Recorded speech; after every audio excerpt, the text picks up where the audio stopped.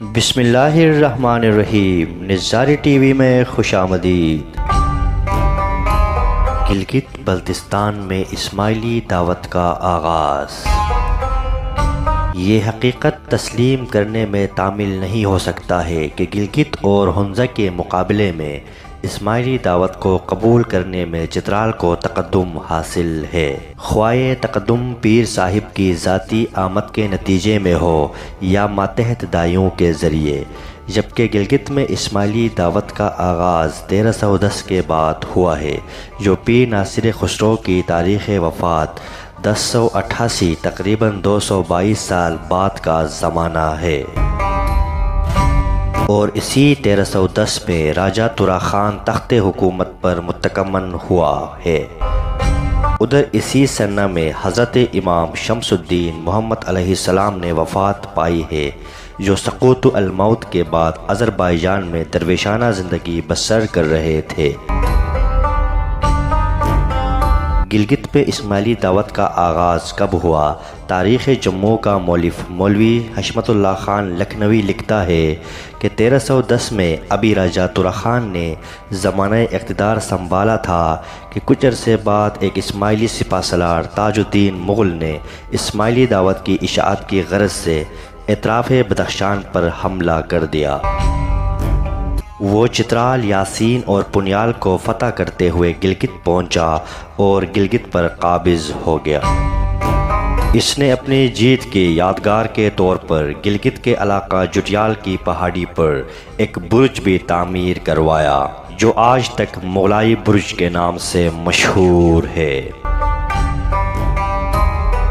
مولوی صاحب مزید لکھتا ہے کہ گلگت پر تاج الدین مغل کے حملے کا اصل مقصد اسماعیلی مذہب کی اشاعت تھا۔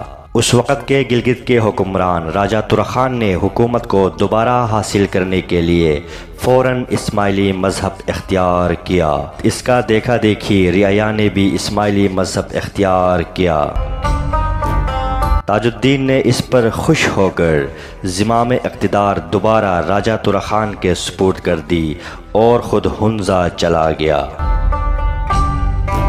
اور ہنزہ کو بھی فتح کر کے وہاں پر اسماعیلی مذہب کو رائج کر دیا۔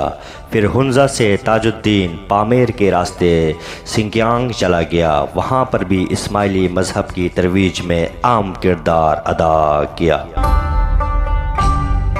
تاریخ چترال کے مؤلف کے بقول دائی تاج الدین مغل نے چترال میں بھی اسماعیلی دعوت کی اشاعت کا فریضہ انجام دیا۔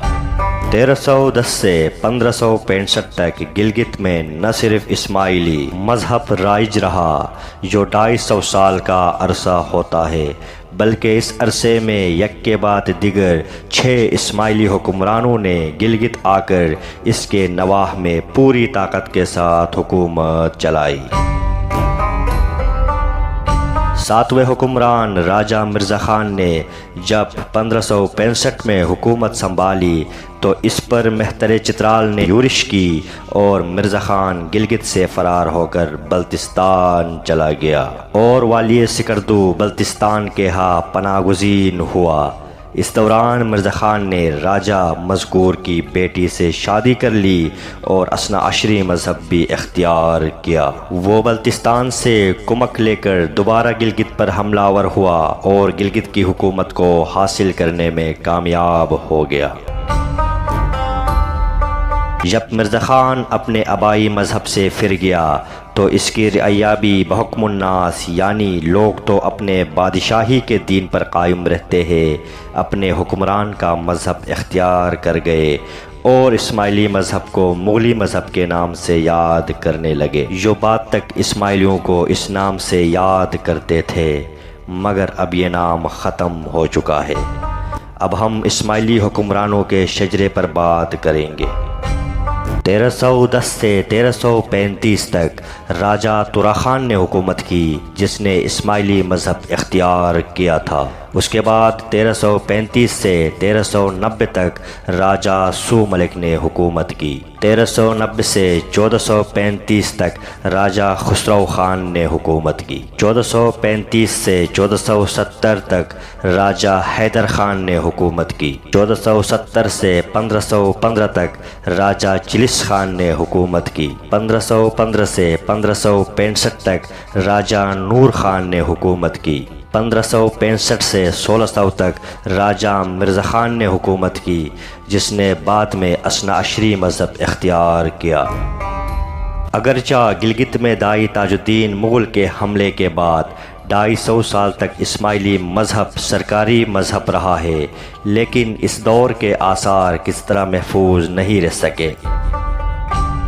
تاج الدین مغل کے ساتھ کون کون سے دائی آئے ہوئے تھے، تعلیم و تبلیغ کا طریقہ کار کیا تھا، اس بارے میں تاریخ کچھ بتانے سے خاموش ہے، اور اسی طرح تاج الدین مغل کے ہنزہ فتح کرنے اور وہاں پر اسماعیلی مذہب کی اشاعت کے بارے میں بھی کوئی بات وثوق سے نہیں کہی جا سکتی۔